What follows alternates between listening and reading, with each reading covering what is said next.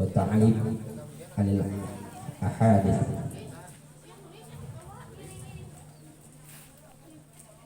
Qabla nabda, sebelum kita memulai,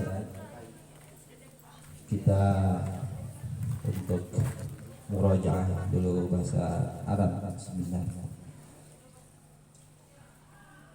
Taib ayuhat talabah, sabahul khair ayuhat talabah, sabahul khair ayuhat talabah. Kaifa halukum? Alhamdulillah bil khair. As-sabahul khair, ada sabahul nur, ada masaul khair. Naharuka sya'idatum mubarakah. Bismillahirrahmanirrahim. Assalamualaikum warahmatullahi wabarakatuh.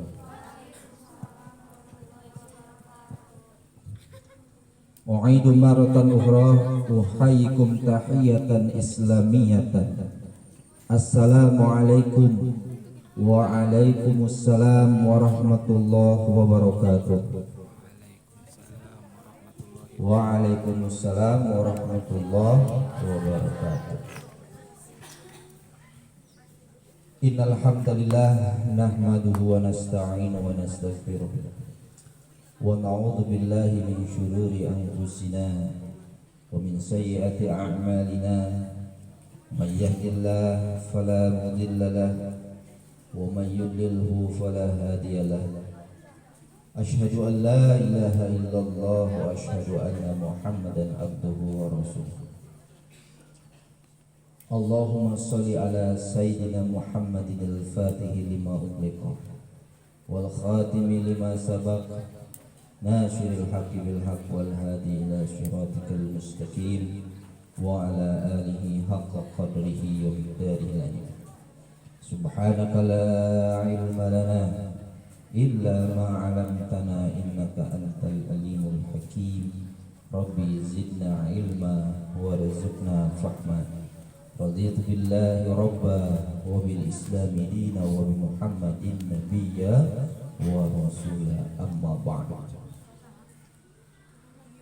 Alhamdulillah, pada kesempatan pagi yang berbahagia ini, tentunya pagi yang cerah, semoga secerah hati kalian.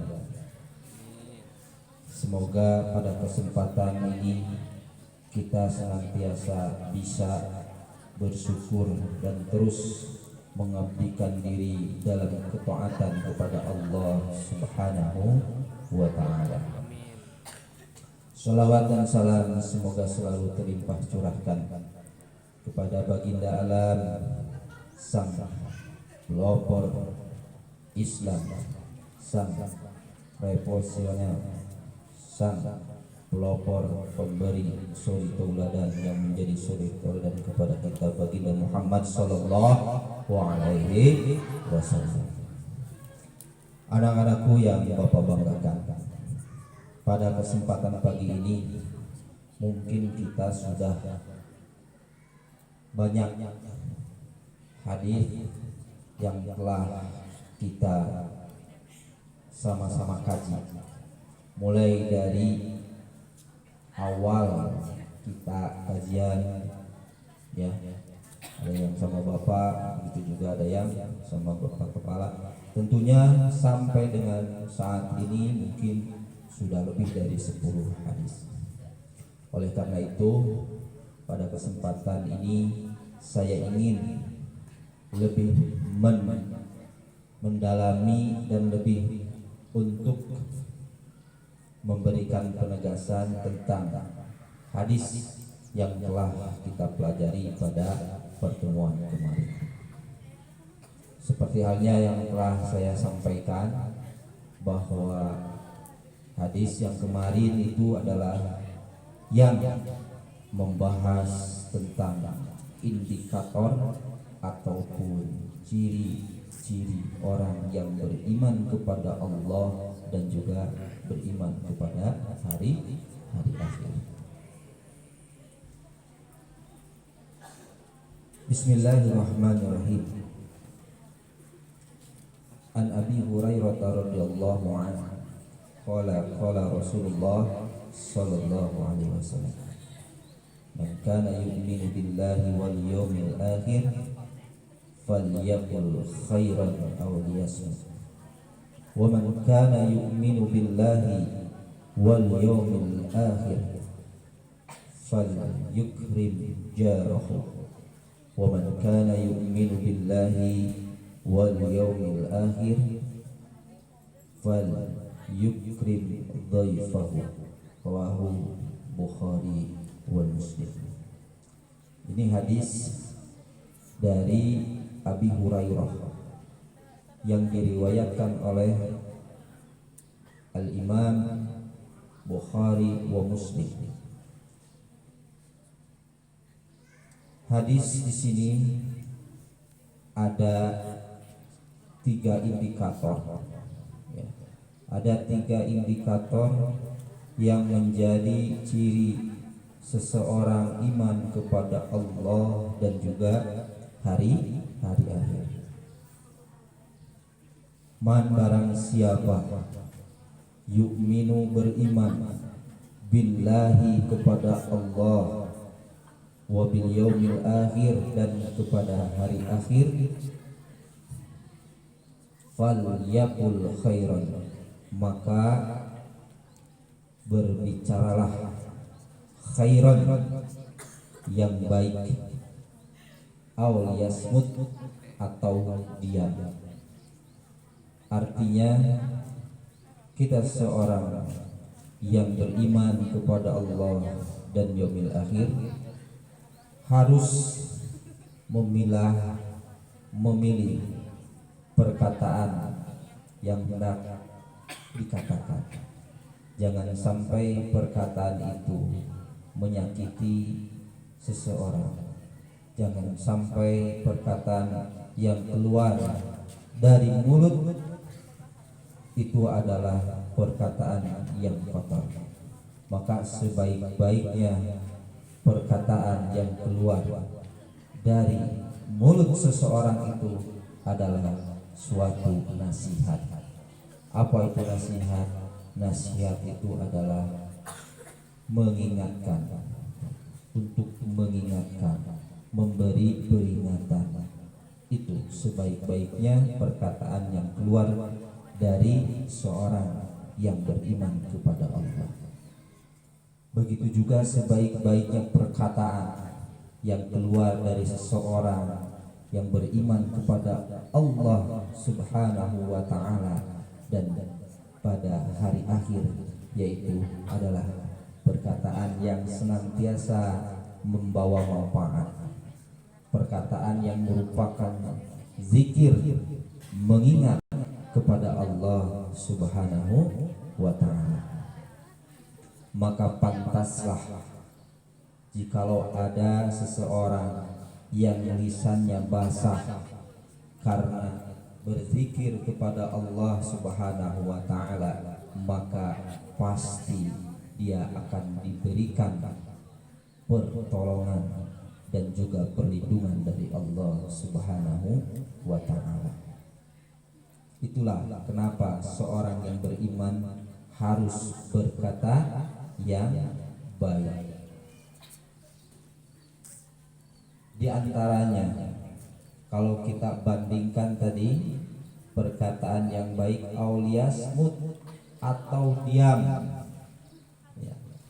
Jadi andai kata kalau kita berbicara sesuatu yang tidak bermanfaat, sesuatu yang kotor, sesuatu yang dapat menyakitkan yang lain, maka lebih baik untuk kita yaitu diam.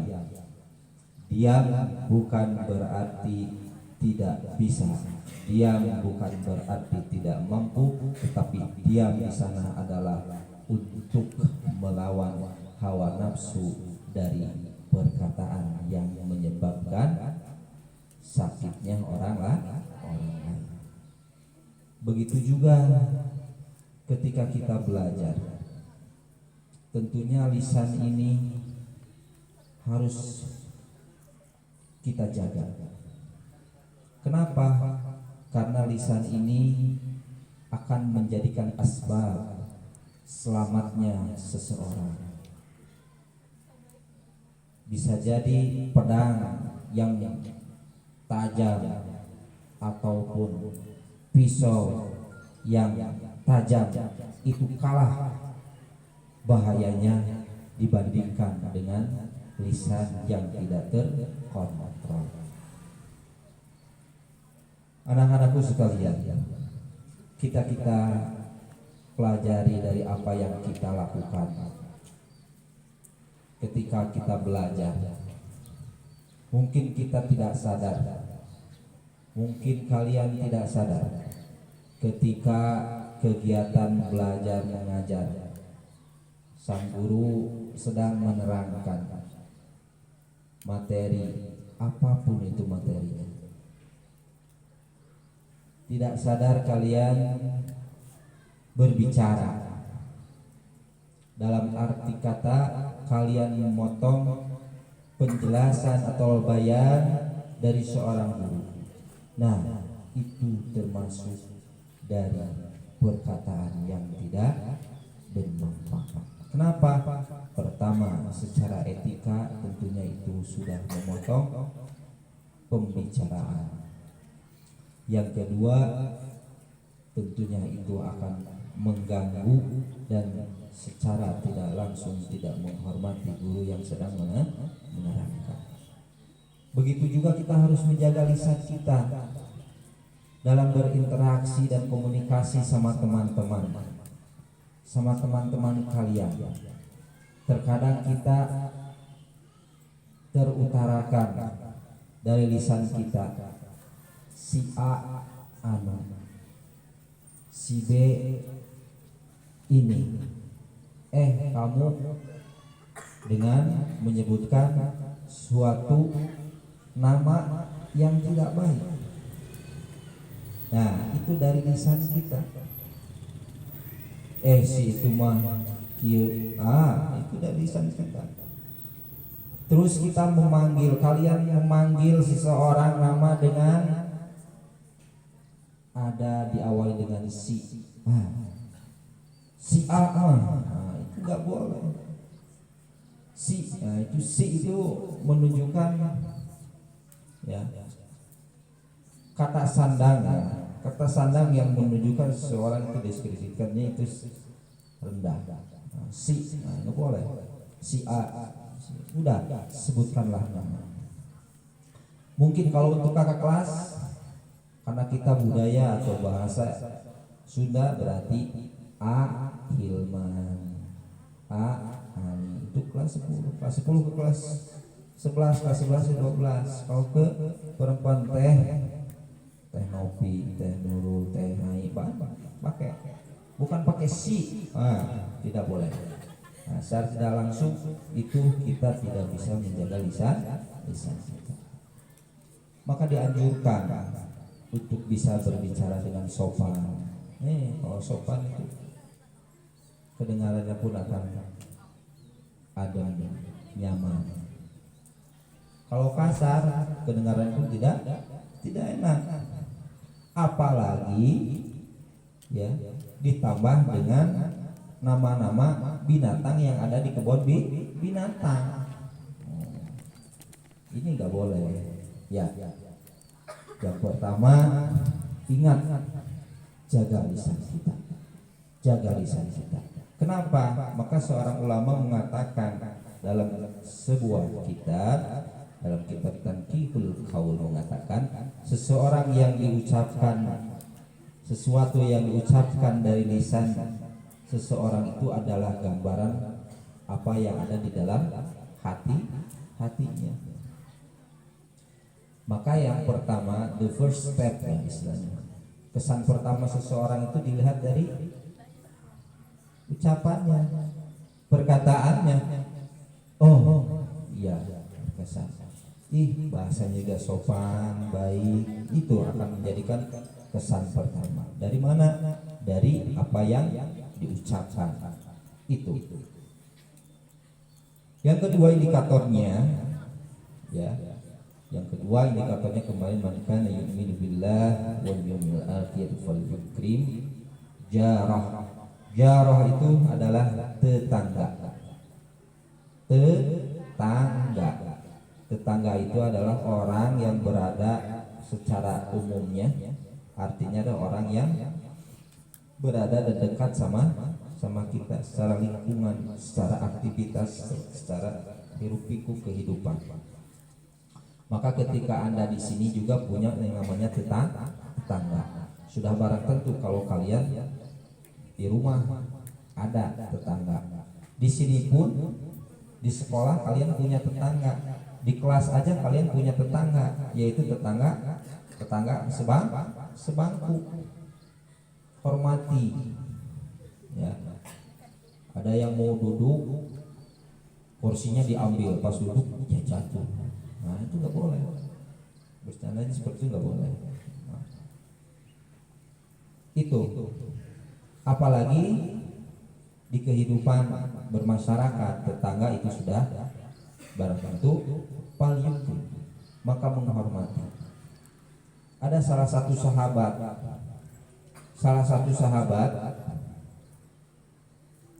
dia menghadap kepada baginda Rasulullah Sallallahu Alaihi Wasallam. Ya Rasulullah, sesungguhnya aku telah melakukan dosa, maka apa yang harus aku lakukan ya Rasulullah?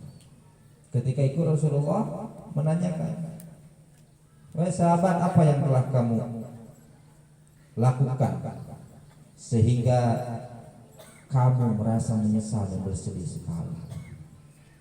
Ya Rasulullah, sesungguhnya aku telah berbuat jahat kepada tetangga. Gerangan apa yang kamu lakukan?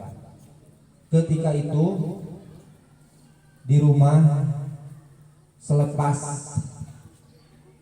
saya dan keluarga saya itu kan makan dan air ketika itu tidak ada, maka aku membersihkan tangan ini bukan dengan air, melainkan saya mengambil tanah yang ada di tetangga, mengambil tanah digosok-gosok gitunya kutannya tuh geus merasa dosa. Nah ketika itu Rasulullah menjawab, Farado anhu, mintalah keriduan darinya. Loh, itu sahabat merasa bersalah, merasa menyesal ketika dia menggunakan tanah yang ada di sekitar tetangganya itu untuk membersihkan tangannya. Itu. Bahkan Alkisah juga mengatakan ini bagaimana suri teladan atau keteladanan menghormati tetangga. Di antaranya jangan sampai kita bertetangga menimbulkan iri tetangga yang lain. Kabita, tahu kabita? Nah, kabita ngahajakeun isuk aya isuk meuli motor ngahajakeun dipang-pangkeun, wah kulingkeun heula ka tetangga teh meunang. Tidak boleh, ya, tidak boleh. Ada yang di depan yang suka jualan, entah itu bakso tahu pakai roda dan lain sebagainya.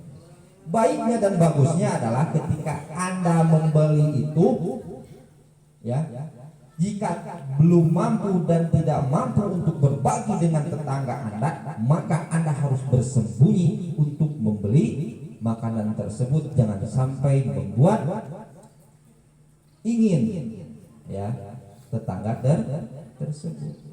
Kapan orang mengajak ke beli motor nyage ngiridit, ya, tak gogeun heula di hadeup dekat tinggalin boga motor anyar kan gitu. Nah, banyak sekali contoh-contoh suri tauladan yang diberikan untuk bagaimana kita bermuasyarah bainan nas, khususnya di sini adalah dengan tetangga. Hakul jar, salah satu hukuk hak bertetangga itu ada 3 hak. Yang pertama adalah hakun wahid. Yang pertama itu ada tetangga yang memiliki haknya cuma satu, yaitu hak untuk dihormati saja. Siapa itu? Hakul jaril kafir. Apabila kita memiliki tetangga yang beda akidah dengan kita, tetap agama kita mengajarkan untuk bagaimana menghormati. Itu tetangga yang memiliki hakul wahid.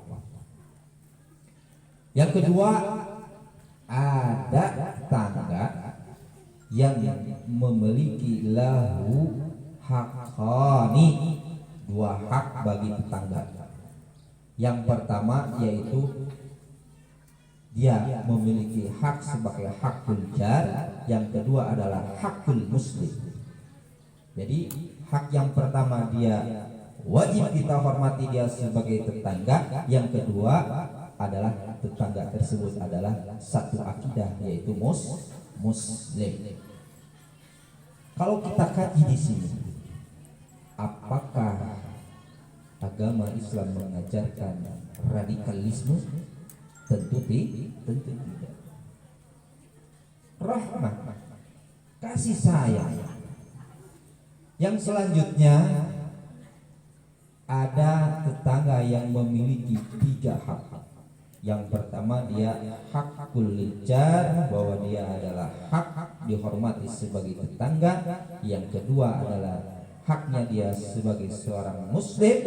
Yang ketiga, tetangga tersebut adalah lin nasbi, tetangga yang menjadi tetangga kita selain dari sama-sama Islam, juga dia itu adalah satu nasab dengan kita, keluarga kita, ahli kita. Itu. Maka kenapa kaitannya di sini menjaga lisan atau dia terus menghormati tetangga? Yang terakhir menghormati tamu. Yang terakhir yang kemarin itu adalah menghormati tamu. Kaitannya sangat erat sekali. Ini adalah satu sama lain memiliki korelasi ataupun hubungan keterkaitan. Itu diantaranya indikator ataupun ciri-ciri orang yang beriman kepada Allah dan pada hari akhir. Yang pertama adalah berbicara baik atau diam. Yang kedua adalah menghormati tetangganya. Yang ketiga adalah memuliakan tamunya. Sekali lagi, pantas Allah Subhanahu wa Ta'ala tidak akan membiarkan orang yang mengucapkan bersaksi bahwa Allah Muhammad Rasulullah, itu akan didiamkan, tetapi diuji dengan berbagai macam hal. Oleh karena itu, bagi seseorang yang memiliki keimanan yang kuat, la tahinu wa la tahzanu wa antum a'launa in kuntum mu'minin.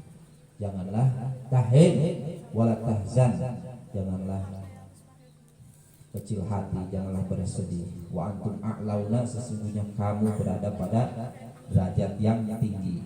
Syaratnya apa? In kuntum mu'minin, apabila kamu termasuk orang-orang yang beriman. Mudah-mudahan kita termasuk orang-orang yang dikuatkan imannya oleh Allah Subhanahu wa Ta'ala, sehingga kita selalu melaksanakan apa yang diperintahkan dan menjauhi segala apa yang dilarangkannya. Di antara tadi yang saya sampaikan, yang terpenting adalah kita untuk senantiasa menguatkan diri di tajdidiyah, untuk menguatkan keimanan kita kepada Allah Subhanahu wa Ta'ala. Hadanallahu wa iyyakum ajmain. Wassalamualaikum warahmatullahi wabarakatuh.